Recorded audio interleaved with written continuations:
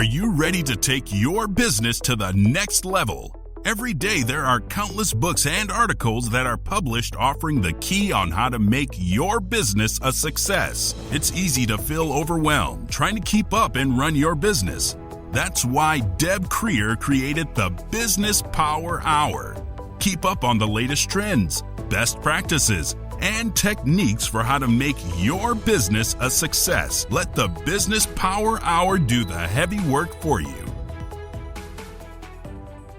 Good morning. Good morning. I am Deb Creer, and I am passionate about giving professionals the tools that they need to make themselves and their businesses as successful as possible. And I have to tell you, I love all my guests, but I am so excited today because we're going to be talking about tech. And I'm one of those tech nerds. I love doing this. I am usually more of a middle adopter of some things, and you know, I don't always kind of jump right in at the very start, but I love tech, and I think that it has made our lives, obviously, you know, such a huge difference. We couldn't do this podcast clearly without having very good tech, and I love the fact that I can see my guests. That's always so much fun. And so please join me in welcoming Shaunak Roy to our program today. How are you doing, Shaunak? Welcome. Thank you so much, Deb. Great to be here. Doing fine. Perfect. I love it. Well, let me tell people a little bit about you, and then we'll jump into this. So Shanauk Roy founded Yellowdig in 2015. It is a community-driven, active, and experiential learning platform. It's now used by hundreds of thousands of students, all ages and backgrounds in the US and around the world. Shaunak graduated with a degree in mechanical engineering from IIT Bombay. And did I say that right? No, it's IIT Bombay, and completed his graduate studies at the Massachusetts Institute of Technology. Prior to founding Yellowdig, Shaunak spent a decade advising global companies on technology, strategy, and growth. So again, Shaunak, welcome. Thank you so much, Deb. Looking forward to this conversation. We're going to have such a great time. Well, you know, I always like asking my guests how they got to where they are today, because you took, you know, kind of a roundabout way to get here. So tell us a little bit more about how it is that you discovered that, for now at least, this is your passion in life. Yeah, you know what? And I would like to connect you to something you just said, which is, you know, you are a middle adopter of technology. Mm-hmm. And I think, you know, most of us, and myself included about 10 years back, I was pretty much a middle adopter of technology, meaning digital technology. You know, so I graduated with mechanical engineering. So my undergrad was in like hard sciences, and then I went into systems engineering and some other areas, then moved into consulting, which is, I spent about 10 years doing a whole variety of work in that area. And then right about 2015, I got an itch to start a technology company. But the problem was that I wasn't a technologist in this traditional term. Like I wasn't coming from, let's say, Facebook or Google. I had friends there, but I wasn't in those environments. But I had this idea, which I wanted to execute, which is what we're building today. So long story short, I started the company in 2015. It took me a couple of years to learn what it means to actually build a piece of technology, me and the team that I had put together early on. And then, of course, you know, went through the ups and downs of building a startup company to where we are today. So it's been a journey, and I'm happy to talk more about it. But I think the key thing I'll say is that even if you're in the middle of your technology adoption or you're not early adopters, it is not that difficult. It just takes a few years, some dedication to kind of, you know, get into it. Right. And of course, the important thing is that there are other people that we can work with who can kind of guide us in this process. Absolutely. So talk to us about Yellowdig. And I was on your website. And first of all, tell us how you came up with the name and then what Yellowdig is. So what Yellowdig is it's a technology platform to increase engagement. Especially when students are learning. So if you go into a classroom today, and this classrooms, by the way, hasn't changed for hundreds of years. Right. Yeah. Teacher front, everybody else there. Exactly. Right. And the assumption is sometimes that, you know, if you really design a great lecture, we all love a great TED Talk, or sometimes we see this video that we all love to watch. but those are very few and far between, right? Mm-hmm. Most of the time, the students are like sitting in a classroom, listening to a lecture and hoping to learn something, right? Bored. Or like maybe like doing something else, like scribbling in the back, which by the way, I have Uh, done plenty of in my life. And then at the end of the day, there's a test. mm-hmm. You give a test or do, submit an assignment at the end of the week. And Mm-hmm. then after that, you get assessed. Mm-hmm. You get a grade, and that's how you learn. Right. My thinking was, right about 2015, Mm-hmm. I saw this whole revolution around social media, like Facebook, Right. Twitter, all platforms were starting to kind of really get adopted Mm-hmm. at scale. And I could see that it's a really interesting platform from a learning standpoint, Mm-hmm. where people can connect with one another. Like I grew up in India, I came to the US, I'm still Mm-hmm. connected to my family in India. Mm-hmm. Right. So just so that now learners can be anywhere in the world and Mm-hmm. actually connect with one another. So I could see the power of those social platforms, Mm-hmm. but I wasn't quite happy with how they're designed. Mm-hmm. So I kind of thought that maybe I take the concept of social, Mm-hmm. but design it for learning and Mm-hmm. create this platform where students will learn from one Right. another, engage, and bring in interesting ideas Mm-hmm. and make classroom learning not just a Mm-hmm. one-dimensional transfer of knowledge or Right. whatever you want to call it to like a community-based learning Mm-hmm. environment. So Right. that's what Yellowdig does. I love it. And it's one of those things, of course, the generation of students now, K through college, they grew up with technology. My generation, which I'm older than you, I did not touch a computer till I was in college. And internet had not been invented, no smartphones, no, nothing like that. But of course, the generation now of whatever they are, Z's and alphas, and they grew up attached to technology. And so that is how they learn. That's how they play. I mean, obviously with games and things like that. And so when I was looking on your website, I love that the concept is basically to incorporate all of that into learning, because they're so used to doing that. Why not have them learning as they're doing that? Yes, that's exactly right. And the other thing you mentioned, which is, kids love to play games. Not only kids, I love to play game too. Like, it's so engaging. And there are reasons games are so popular, Right. because it designs an environment which is very inviting and it's challenging, but you're learning in small steps and all that good stuff happens.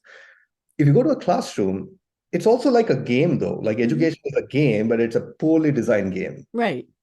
Where you sit in a classroom, write an exam, in 3 weeks you get some results, and you probably get a B or a C or demotivated.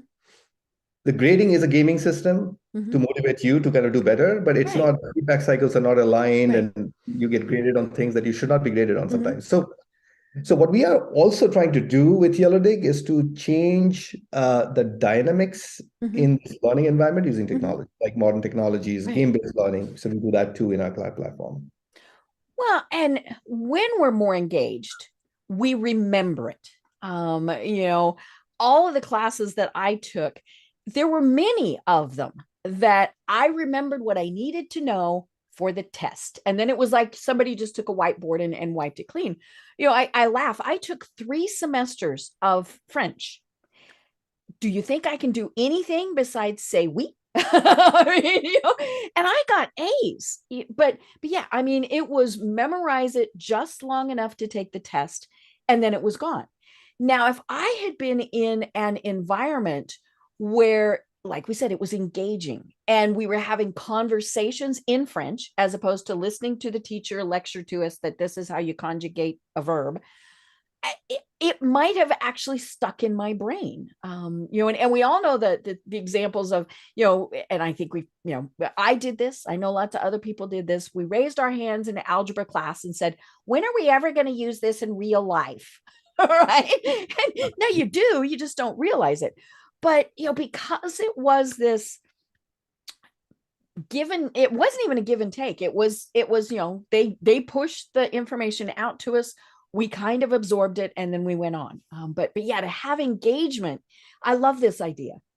Yeah, and I mean, just a few months back, one of our faculties who are using our platform wrote a blog post, and she was teaching Russian Okay. to a group of kids. Mm-hmm. And one of the ways she was teaching is actually Mm-hmm. ask them to create videos on our platform Mm-hmm. and make small skits, like little Mm-hmm. acting, but they have to speak in Russian. Mm-hmm.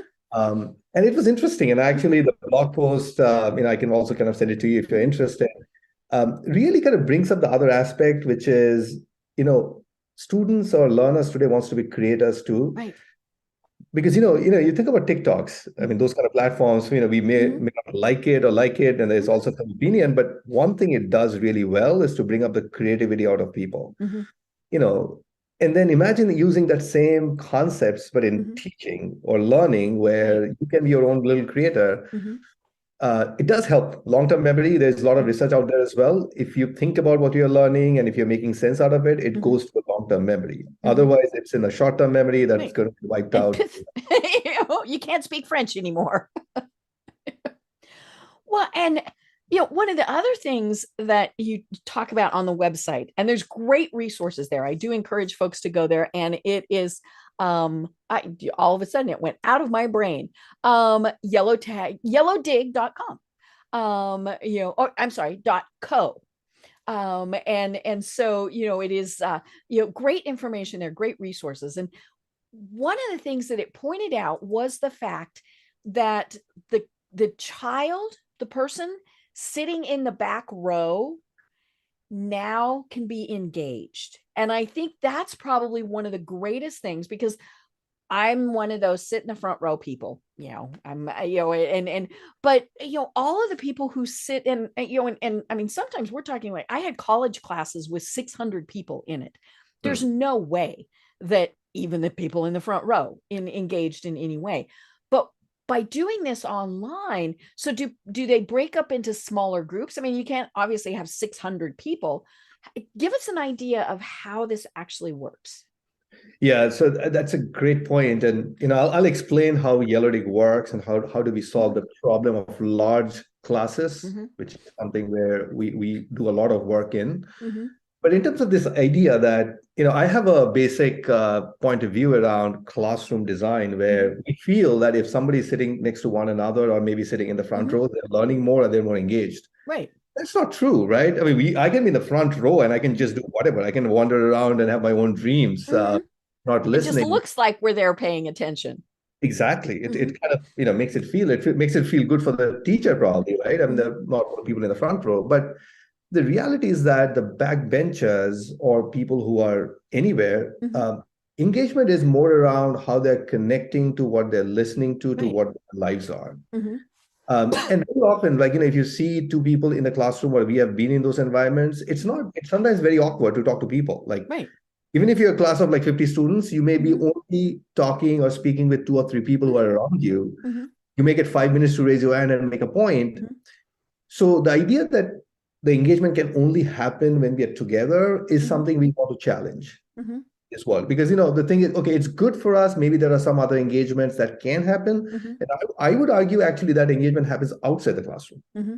where you're kind of walking on the Right. corridor, or you're Mm-hmm. outside, you meet somebody, or maybe you want to talk about Mm-hmm. something. I mean, that is the true kind of engagement Mm-hmm. that we want to have, which is hard to do in the Mm-hmm. classroom, which is, by the way, possible in an online forum. Mm-hmm. And one of the big reasons is that it kind of breaks down all the barriers in Right. terms of time barrier. Mm-hmm. You don't have like 45 minutes, but you have 24/7. Mm-hmm. You can actually be online anytime and make Mm-hmm. a sort of comment. Somebody else can post Mm-hmm. anytime. Mm-hmm. You also have this kind of issue that we solve, which is around any sort of imposter syndrome or people Mm-hmm. who take more time. I remember when I first moved from India and I joined my my graduate studies, Mm-hmm. we had a class where we were asked to raise our hands and speak. And I remember clearly that I was very nervous in the beginning. Mm-hmm. Not that because I couldn't follow in my thought process, but Right. just articulate that in a quick fashion in like 30 Mm-hmm. seconds. Because if you take more than 30 seconds, they're going to move on to somebody else Right. because it's limited time, Mm-hmm. right? So those kind of challenges can be solved online because Mm-hmm. now you can take 2 hours to Mm-hmm. write something, right? And kind of be thoughtful about it, Mm-hmm. edit it as many times as you want, Mm-hmm. make a video, delete it, and do it Mm-hmm. again, which is all good, which is all Mm-hmm. reflective practices for anybody. Mm-hmm. So it kind of really takes away all those barriers, makes it a lot more equitable. So people can be a lot more thoughtful, and you can talk to people that otherwise you would never talk to. Right. So, Right. so there are a lot of these advantages to have this online engagement as opposed to just physical. Like physical classrooms are all there. It's going to be there. Good. But I think what we would like to say is that it's always a good idea to have a complementary space where everybody can increase. Right. Yeah. Clearly there are times where you have to be in a physical space. I'm thinking like chemistry, band. Well, and actually you don't have to with band. I remember seeing some of the coolest videos that were done during COVID, where students could not be in the same place, and so they were all in Zoom or whatever the platform was. But yeah, sometimes you just you need the stuff but for the most part, but even with that, you could still be chatting later and say, hey, what'd you think about this? Well, all those various things. Absolutely. And, one example I like to talk about is, just chemistry. I mean, I was looking at one of the communities, and being part of the company, sometimes I have the privilege to look at various courses and see how they're going. And one example, just to kind of give you an idea what kind of engagement is possible if you have this asynchronous community, is things that would not happen in a classroom. Like, for example, there was this inorganic chemistry class where a student posted about apple juice. Like, she was in a dorm, doing a thing, and suddenly she is drinking apple juice. She's like, oh, what is apple juice made out of? I know it's organic, it comes from apple, but what are the exact chemicals it's made out of? So she goes to Google and searches all the acids which are part of it. And she makes a really beautiful post. And I'm saying that, look, apple juice is only made of the 3 basic compounds, which are organic compounds. I never knew unless, before today. She posted this just purely based on like something that came to her mind. Yeah. Just being like dorm. And one of the other students jumped in and said, you know what? I don't like apple juice, but I'm going to try it next time. Because you have increased my curiosity about apple juice just after the post. And I think this part of learning is so critical because what I feel is that one of the lackings, and I did my undergrad in mechanical engineering, one of the issues I had when I was kind of going through my studies is that I could never connect to what I was learning to the real world. Like, oh, I love cars, but it wasn't practical for me to learn mechanical engineering and go build cars because then I have to factory and. But today, given we have so much of digital tools available to us, it's actually very much possible to use those moments to kind of really connect the dots for the students. And it naturally happens, by the way. Like the instructor never asked that student to kind of really post about it. Like she posted it because she felt she had the agency to do that. And I think those are the ones that we are excited about to see if we can kind of create those moments of learning around the classroom. Yeah, and in a physical classroom, she would have never done that. She, even if she was sitting there drinking apple juice, she would have just had her apple juice, and but she wouldn't have brought it up as a subject to discuss. And if she had, she might have been shut down. The teacher might have said, we're here to talk about William Shakespeare today, or whatever. And so, yeah, it gives the freedom to have those discussions. Exactly. And it's easy. It doesn't cost anything. It's all online. So it kind of feels like a no-brainer for us. But, for us, the bigger thing is to kind of make that change happen. As you can imagine, education has been around for hundreds of years. So one company going and saying that this is how it ought to be, it takes a while for us to make that change. And that's kind of where we are spending most of our time. Right. Well, what I really intrigued me about this was, as you said, you launched this company in 2015 before COVID. And, and so it's kind of like you had a crystal ball and you thought, what would happen if students could not go into class? And so you were obviously kind of in the right place at the right time. But tell us more about that, about how, it really was something that all of a sudden, it was like, okay, this is the only way that we're going to do this is online. What did your company do? Yeah, so, it's an interesting backstory there, which is when we started the company in 2015, we launched our first product, and that was for the first 3 years. And for a variety of reasons, in 2018, we decided to rebuild the platform based on feedback that we were getting from our clients and other things that we were learning about the space. So we launched our next upgraded version in the last quarter of 2019. Oh, so this was right before the pandemic, right? And we were a little nervous. Like we were saying, okay, it's a whole thing we are launching. Hopefully it'll go well. And then the pandemic happened. One of the biggest thing I've seen is this in education, which is a very positive thing. Of course, there are extremely negative things about the pandemic that has happened. But if you look at the positives, is what used to be a very niche kind of idea that technology can actually have an impact in learning, which we had customers, champions, but they were very passionate and dedicated around this topic, very, very early adopters. Right. It kind of moved very quickly towards the middle because people realized the need for connection. So that was the one thing. Like people were saying, oh, I'm on Zoom, but I'm not connected. So we saw a pretty, I would say, pretty relatively quick uptake between early 2020 when the whole thing started to 2022. So, and we also kind of made it available at no cost during the pandemic because a lot of institutions were struggling. They didn't know where to get the budgets from. So we kind of decided to make our platform available for free at a limited usage pattern. We can only you weren't just giving everything away. If you're a faculty, if you want to use us, you don't have budgets, just come to us and we'll get you going and we'll support you as a client. And that kind of really led to a pretty rapid growth in usage in 2021 and 2020. 2020 and 2021, and then slowly we started to see those free users were converting into paid clients for us, which is how we have kind of grown over the last years. Right. Well, and schools discovered that that having that combination of learning available was really going to benefit the students. Some students absolutely had to be in class. Some students really just wanted to stay home. And then, of course, you had hybrid and things like that. And so your platform really allows for the schools to personalize the learning process. Absolutely. And the other thing I say is that, sometimes students want that flexibility where they will skip a class, but they don't want to stop the conversation. Right. Because what will happen is that if you don't go to a class for two weeks, you completely have lost touch.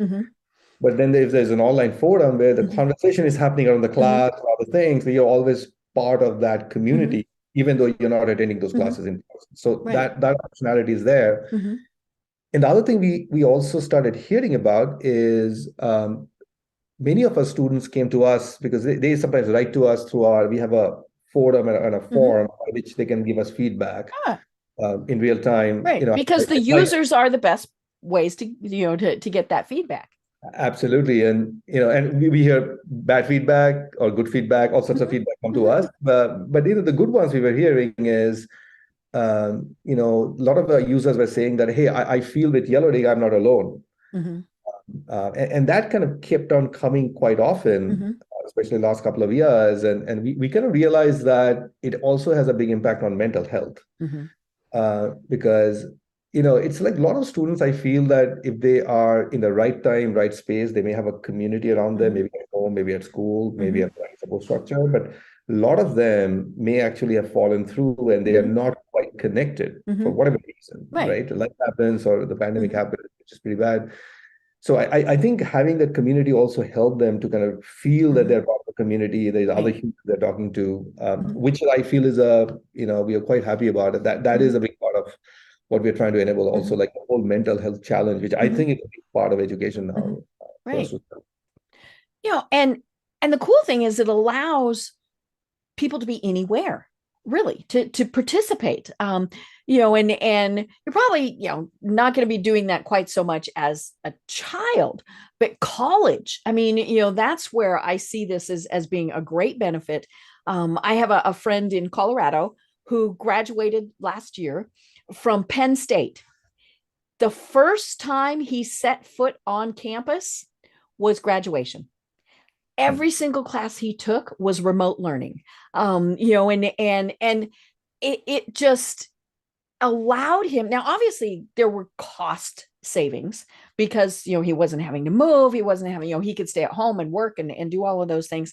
But he got a phenomenal education. I mean, it's Penn State, by never setting foot on campus. It was all remote, and he'd actually started doing some of his classes before COVID. So they had, they had realized, hey, they need to have this kind of global type of campus. But it was just a huge benefit. And I volunteer for University of Colorado with the Arts and Sciences department.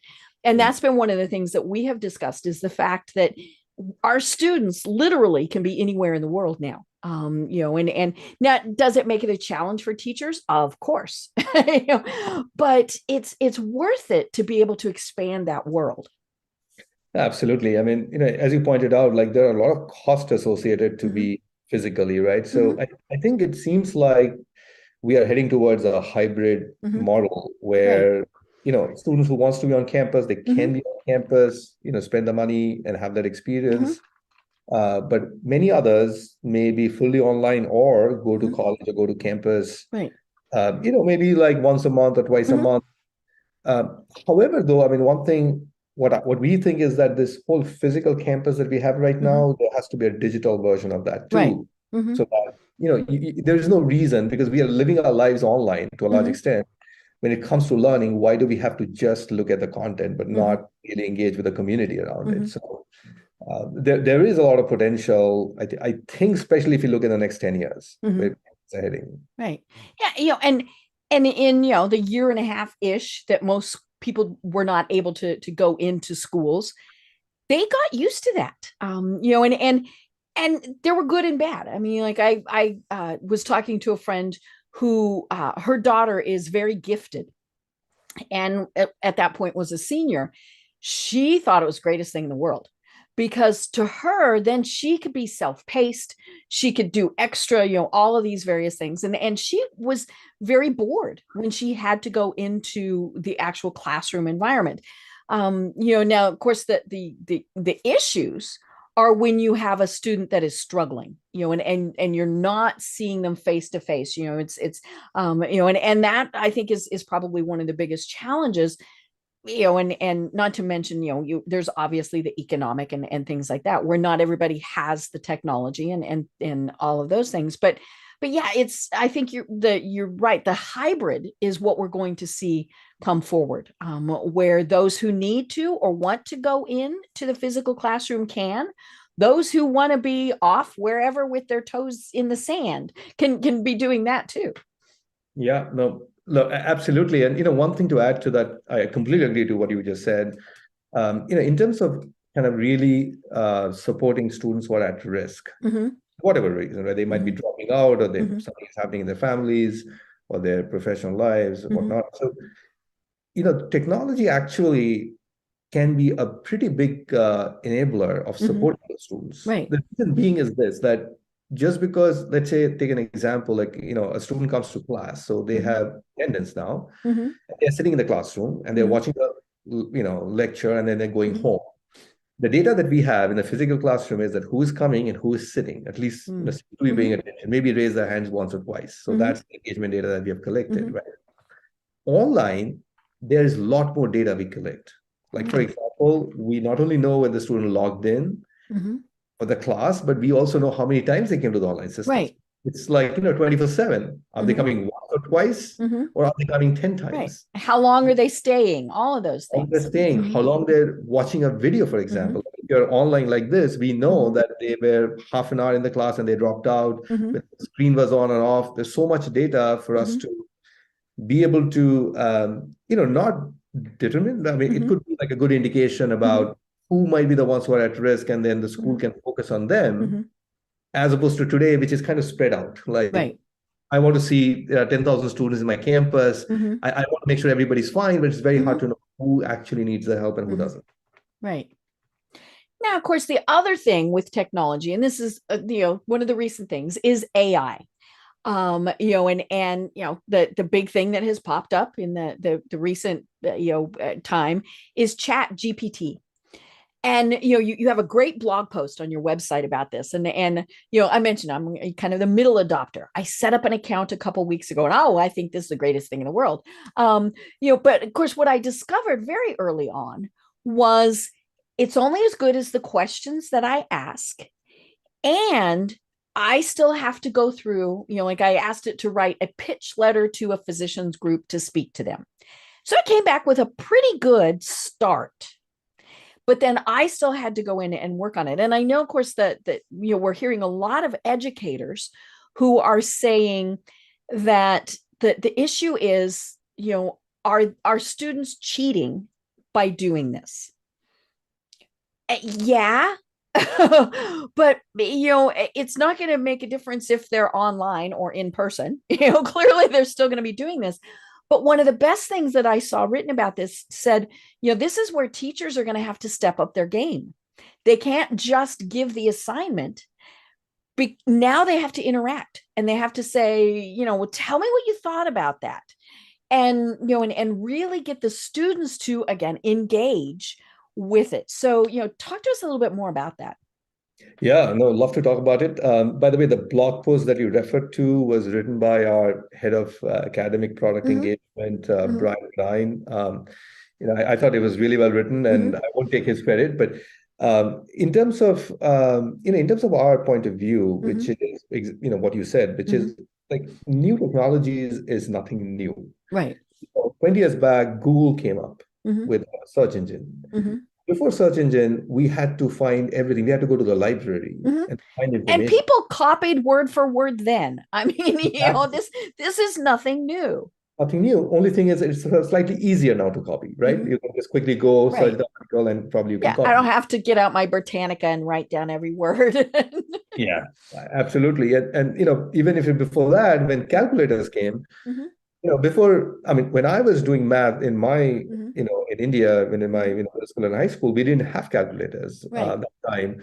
It was available, but for whatever reason, when I was growing up, it wasn't available that much. So we used to do basic math. Like we would do like every exam, we used to do that. But when I went for my engineering in IIT, we used to have not only calculators, but it was open book. Right. Where you can bring your books to the exams and you can write it. And I think the idea there is, if you're testing basic math skills, maybe having a calculator is a problem, but the world we are living in, that is not a very unique skill anymore. Right. Because, it's already available. And, 20, 30 years back, maybe it was a helpful skill. So I think at the fundamental thing I feel is that now we have to kind of come to the acceptance that the bar has been raised. With ChatGPT, which is 3, and by the way, 4 is coming, and then Microsoft. Microsoft. Right. Oh yeah, everybody's going to have a competing version, and it's going to get better. By the way, next 2 years it's just going to get better. Like technology, which typically happens with technology, it kind of really becomes better once it's launched. So the reality would be that I think the real question is that what kind of skills are necessary for students to learn that they're more effective in their whatever path they choose. Right. So if I'm studying engineering, I want to take a job as an engineer. What are those skills? If I'm I'm going through other paths, whichever path I'm taking. So I think that's the real question. And if those jobs are also going to get automated with technology, so I think it's a good thing for them is to learn how to use those technologies in class. And this whole idea about, where we are so worried about whether people are teaching, I honestly feel is so overrated. Because if people are cheating, the people are cheating in their writing an essay, that means they just don't value that assignment. Right. So if that's the case, I would rather think about what's the right assignment as opposed to figuring out how do I stop that person to teach, because that's the slippery slope. It's very hard to win that battle. You gave them something, teacher gave them something that they didn't care about. So they were just going to copy and paste, and I mean, I remember, I went to school, like I said, I never touched a computer till I was in college, but I remember, you'd get your book out and it was like, okay, how can I rewrite this sentence so I'm not just copying it word for word? And so we've always kind of, like you said, we've always done that, or we've had other people help us, and all of those various things. So yeah, it's more a matter of, as you said, embracing that technology and figuring out how we go forward. Yeah, it will take some effort in terms of redesigning actually some of the courses and programs, and Right. really looking at the higher order thinking, all the things that we really want to teach, but it just got pushed up. The other thing I want to also point out is, I don't know if you use this tool called Grammarly, which is quite popular. Right. Mm-hmm. I use it all the time. I mean, our entire company uses it. And I have found myself that where I would spend probably like 15-20 minutes to edit a paragraph, I save like 90%. I can do it Right. like 10% of the time. And the results are better. Mm-hmm.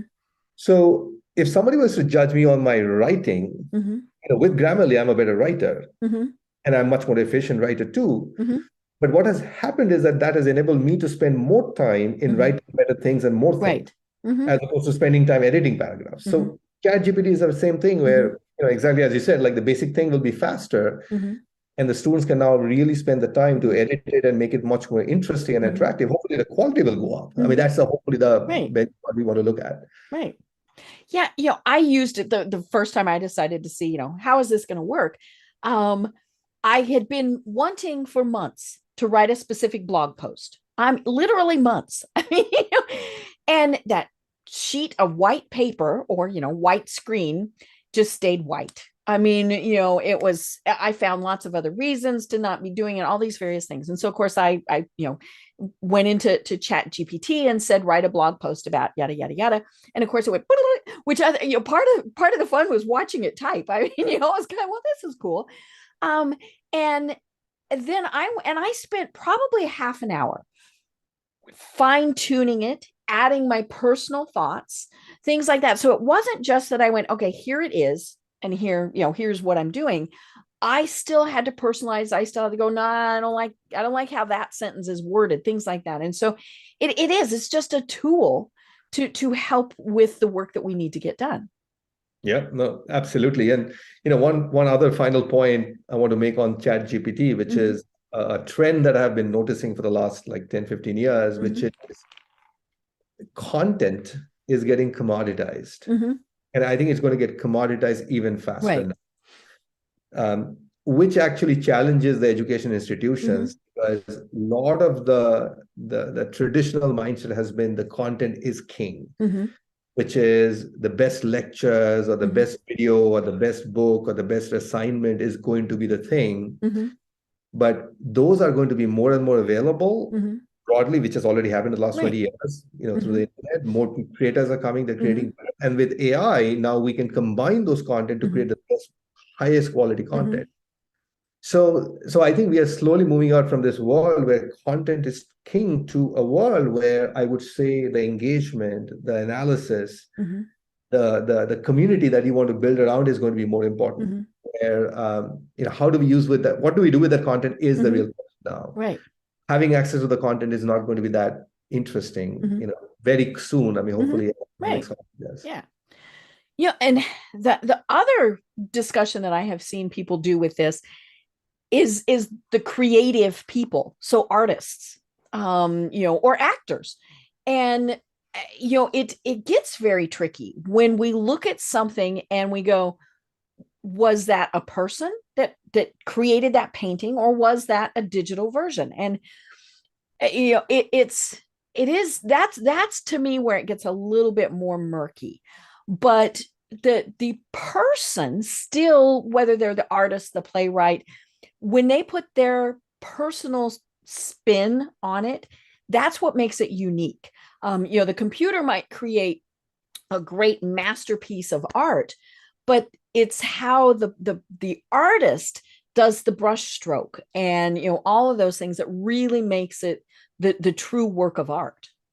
Yeah, I mean, it's a really good point, and I've seen this, by the way. I don't know if you've seen like poems by ChatGPT. People are rapping, and they're rapping in somebody's name or somebody's tone.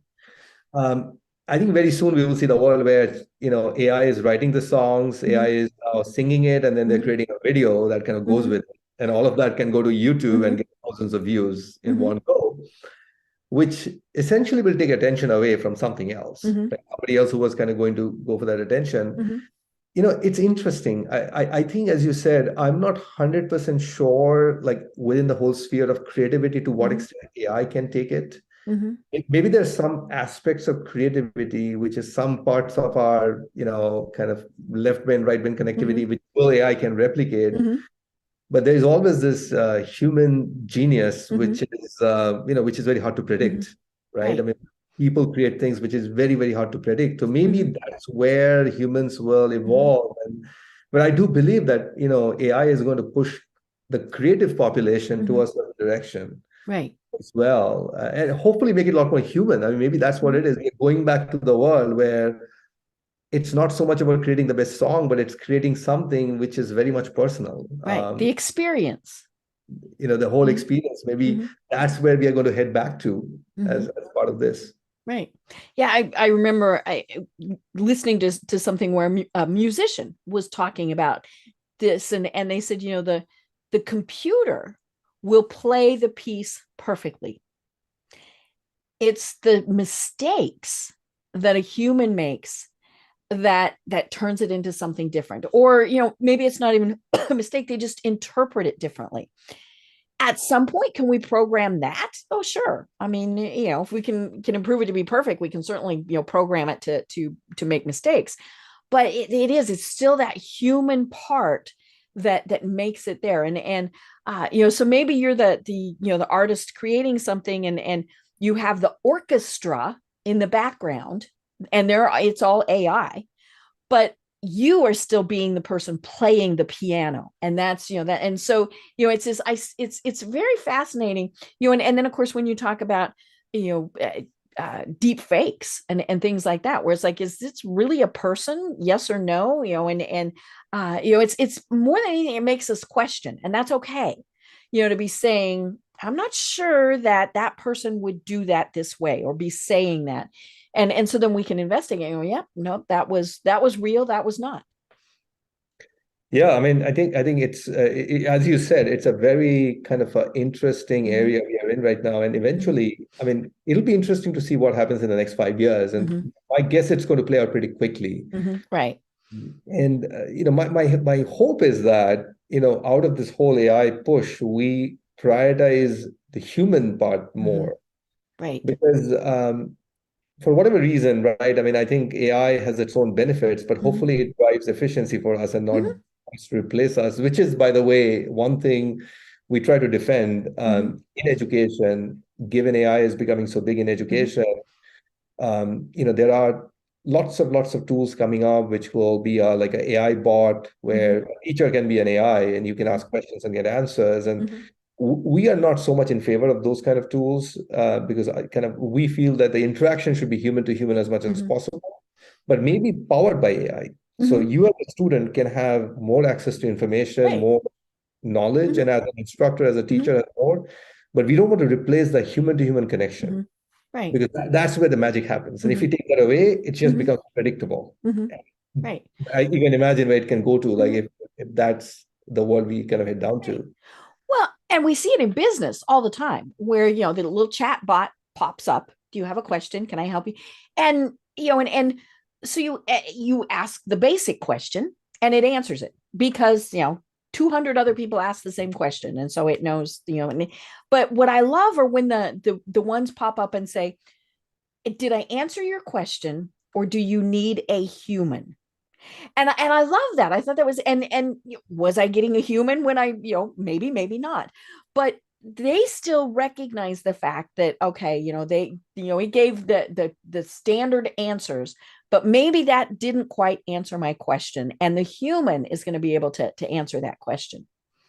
Yeah, no, I mean, exactly. I mean, it should be a choice. I mean, somebody may say that I only want to talk to an AI. Maybe they should have freedom.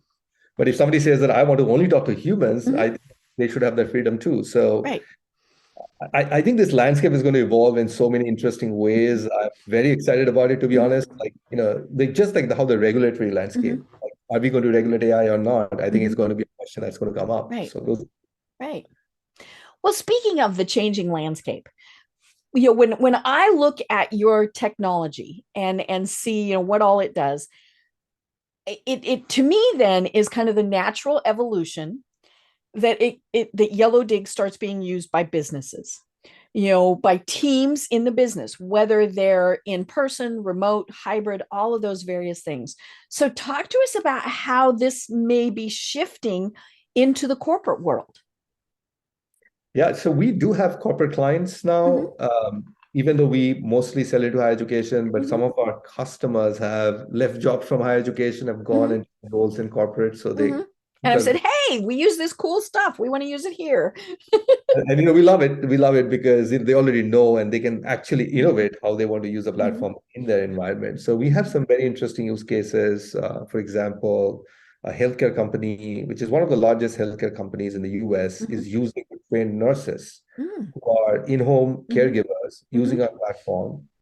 And one of the benefits they see of using our platform is that all these nurses are on their own. So they Mm-hmm. don't have an office. They go from home and go to the Okay.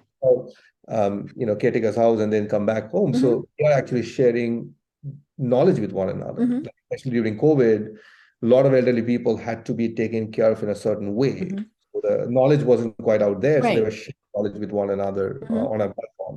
Mm-hmm. That's a really good use case. The other use case is as we are moving on to this like hybrid where people are not together, so you can have a Mm-hmm. community aspect to Mm-hmm. it with our learning. So, to answer your question, we are already seeing this happen Mm-hmm. naturally into companies. Mm-hmm. Um, the other trend that we are also starting to see is that higher education are increasingly catering to companies too. Ah. For example, if you are an employee of Starbucks, Mm-hmm. you can go to ASU with Mm-hmm. your education credit and take courses there. Mm-hmm. And Arizona State University is a client of ours, and they Mm-hmm. actually use our platform, even though they're Starbucks employees. Mm-hmm. Because companies are starting to realize that they have to give more, or education opportunities is a great Mm-hmm. retention tool for Mm-hmm. them. For keep the employees they have and actually Right. make sure that they can move up. Mm-hmm. So through that connectivity with higher Mm-hmm. education, we are spreading into corporations. Mm-hmm. And in terms of going directly to companies is also starting to happen. I Mm-hmm. think, as companies are figuring out how they want to offer Mm-hmm. learning, one challenge I would kind of point out here, which is, by the way, I was a consultant for about 10 years and I've been in many organizations to kind of train them or, in terms of kind of, talk about various like things that they're working on. Mm-hmm. But sometimes when training is looked at into companies, they look at more as a compliance Mm-hmm. issue. Like, it's a classic check the box. Right. Yeah. We have to learn sexual harassment today. So we're going to watch the 15-minute video. Videos and maybe even not even watch it, like just scroll Mm-hmm. down and just answer the questions and move Mm-hmm. on. People have that and they have Mm-hmm. the finally a certificate that I have done Mm-hmm. this thing. In that environment, you can imagine like having a high quality learning experience may not be that attractive because the Mm-hmm. goal is to just get it done Mm-hmm. quickest. But as companies move up to create more engaging learning Mm-hmm. experiences, which I think is needed now, Mm-hmm. especially imagine a market at 10 years back, Mm-hmm. the digital marketing wasn't a thing, and now Right. it's almost entirely digital Mm-hmm. marketing. So the entire training has to happen some Mm-hmm. ways, especially for companies. And so there, I think our product can be used Right. in conjunction with other things they're Mm-hmm. using. So we will Well, be, and it's education. I mean, it's a natural flow that, whether it's and education from an college or school or whatever, or the corporation, the concepts are the same. it's exactly the same. And as you know, lifelong learning is something which is Mm-hmm. almost like a buzzword now because people Mm-hmm. have used it so much, but Right. it's a reality. It's a Mm-hmm. reality where people have to upskill themselves Mm-hmm.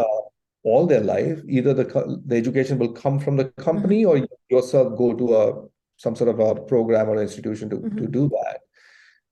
And so that's how we view this. Like the way we view this is if you're learning anything, Mm-hmm. doesn't matter where you are, maybe in a classroom in higher education, maybe in a Mm-hmm. corporate training room, or maybe in some sort of a online class, Mm-hmm. it's always better to learn together, Right. community, so that you can discuss those Mm-hmm. ideas deeply, Right. as opposed to just get the information, I know what it is, Mm-hmm. and you forget 2 weeks down the Mm-hmm. line. So you're much more likely to remember Mm-hmm. things. And people who are designing those experiences Mm-hmm. need to pay a lot of attention on Mm-hmm. creating that engagement, Right. which is getting increasingly important. Mm-hmm. So Right. And as you mentioned, it's that the, as we've been saying, the interactivity of everybody. We're not just, training before, it might have been online, and you watched the video, you took the test. Now it is an interactive learning experience. And so, I can imagine for corporations, that's great, because they don't have to have a trainer going around to every place. They might have switched to total, work from home or hybrid, but people are still engaging with each other. They're not just watching the video of the day.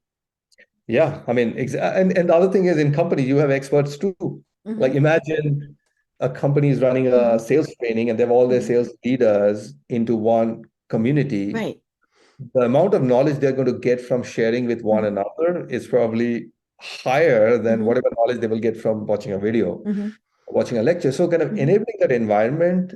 Sometimes this is where the mindset is, right? Sometimes Mm-hmm. when we speak to a new things, they Mm-hmm. have not done it in the past, right? Mm-hmm. The traditional model has been create the design, make Right. it available, some engagement, but you can Mm-hmm. really make engagement a core part of it is a new thing. Mm-hmm. I think for a lot of them, but there's a lot of Mm-hmm. advantages of this. Right. And I love this because I work remotely. I don't go out and about and do things, but webinars bore me to tears. And even if it's a live webinar, now if it's a recorded one, then you've really lost me. But because usually the speaker turns everybody else off because you don't want all of the distractions. And which, that's not a bad thing. We don't need to be seeing, but when you just have, again, it's like, we were saying at the very start, when you had the teacher in front of the class and everybody else just watching, which is, what many online webinars are. It doesn't take very long before I'm playing on my phone, I'm doing something else. I mean, I'm not paying attention. But in the situation of, your software, like you said, they're going to notice. They're going to know that I'm not paying attention, and and I remember being in school and the teacher calling people, "Hello, you there in the back row? Are you paying attention?" I've even done that when I've been training people and lecturing, is to say, "Hey, are you?" I try to not call them out, but we've all done that. And you there, answer this question type of thing, right? But yeah, the webinars, I think webinars are very quickly becoming a thing of the past. It's great because it was a great way to get information out to a lot of people, but I think we did discover that just watching and not participating really didn't, wasn't terribly beneficial. Yeah, no, 100% agree with that. I think, the Zoom University, I don't know if you've heard this term. A lot of people said that Zoom University, where you are part of a huge Zoom Mm-hmm. room with the other people and one Mm-hmm. person talking. Uh-huh. And you can imagine you can interact with others, but there's no Mm-hmm. way. I mean, even if you Right. break it down into 5 people Mm-hmm. group, it takes Mm-hmm. like 10 minutes to break them out, and Mm-hmm. you have 5 minute conversation. You Right. give And then we're notes like, on what are we each other, and supposed to it's be over. doing? Yeah. Yeah, I do that. Whoops, I got blurry all of a sudden. Yeah, I do those, and of course, when I'm on, if in and what really gets me is when there's more people that can fit on one screen. So then I'm going back and forth, and we're having private conversations, which that's not a bad thing. But again, we've lost our focus. But yeah, anytime they break me out into another room, we always get in there and now what are we supposed to be doing? And we don't follow the instructions, right? We might Yeah, supposed to be doing this, well then it's like that, well, how are you doing today? because that's normal, right? Like if you Yeah, meet and we're somebody, adults. yeah, don't talk for like a few minutes, and then you have like, oh, you have 1 more minute left, and what's your And you're point? like, you know? But yeah, and so that's what I like about Yellowdig, is it really does get people to engage. We're not just watching, we're paying attention. Are you going to have people who don't? Of course. I mean, there's always going to be the people who, are playing with their phone, reading their book, petting the cat, whatever. But yeah, when you have this active engagement, we do learn better that way. And whether we're learning from a corporate standpoint or from being in an educational setting, it is, we just learn better when we are involved. Yeah. Yeah, you're speaking our language. I should be writing your marketing materials, right? Well, we've only got about 5 minutes left. This has been so much fun. And I can't, like you said, I can't wait to see what is next, because 4 years ago, we never would have thought we were doing Zoom like this. Now, I did Zoom before the pandemic, but just all of the things that have changed so rapidly. What do you see coming up in the next couple of years? I mean, for us, I think the interesting thing what we are seeing is that there is a change in behavior around adopting technology when it Okay. comes to Yeah, education. it's It's a real given that thing. we're going to be doing this. Exactly, because it wasn't the case, by the way. Mhm. Before the pandemic, you can imagine like Mhm. technology was this like back office Mhm. thing. I only have a laptop and a Mhm. network, and that's it. But now I think people are starting to kind of really Mhm. pay attention, and that's pretty exciting to see. Mhm. We are having really great involved conversation with Mhm. our clients and our partners to not only to figure out what do we do today, but also to see where we are heading in the Mhm. future. I wrote a blog post about 6 months back, which is not just about Yellowdig, but I call it Education 3.0. Mm. Essentially kind of, challenging this idea that, we have been in this previous model for a long time, and technology hasn't really shaped it because it Mhm. just kind of used for certain use, but not Mhm. really thinking how it should be designed. But Mhm. we are at this kind of doorstep right now where we see there are a lot of challenges Mhm. around, like so many challenges. But I think if we can truly embrace technology, because that's the future in some case, Mhm. every industry is picking it up, but not just kind of take it as a something that we have to deal with, but truly embrace it and Mhm. design the future institutions with that Right. lens is going to be amazing. I Mhm. think the best part on that scenario would be a lot of the issues that we had in education for a long time that we could never solve, which is cost. Mhm. Cost of education keeps on going because it's Mhm. not cheap to maintain these campuses, these Mhm. physical buildings, and the administration that you need. Like a lot of that is drastically smaller online Mhm. technology. You can serve a lot more students. You can be a lot more Mhm. equitable because you don't have to kind of have arbitrary, like come at 3 p.m. and go to this Mhm. class, have a job. You still you can do Mhm. it anytime, essentially, right? So that equity part is going to be quite interesting for us. And also kind of really make it a lot more learner driven Mhm. as opposed to this like sage on the stage, you Right. know, Here is the syllabus. the syllabus and you yeah. And student don't, I mean, I think kind of bringing the student voice, which Mhm. is, maybe that's the last thing I would say there, which is, one of the things that I have found quite interesting in my own journey is that if if students have more voice, Mhm. a lot more interesting things happen. Right. So just giving more voice to Mhm. people, within a design environment, Mhm. coming completely on design. So I think that's going to be exciting as well because Right. I feel a lot of people don't feel heard in the Mhm. system. Right. Well, how do people find you and get information from you? So tell us a little bit more about that. Well, I mean, the best place is to go to our website, which Mhm. is yellowdig.co. We have a ton of case studies. We pretty much ask all our partners to write something Mhm. about us. So they have, there's a lot of things if you want to Mhm. read how our partners are using us. And if you want to really find out more about us, Mhm. there's easy ways to contact us through the website. And if you want to connect with me, I would say the best place is LinkedIn. Okay. So if you just search my name, Shaunak Roy, you'll find me there and happy to connect. I love it. Such fun, such fun. And like I said, I can't wait to see where this goes because it's going to be fascinating to see. Do you have any final thoughts that you want to leave everyone with?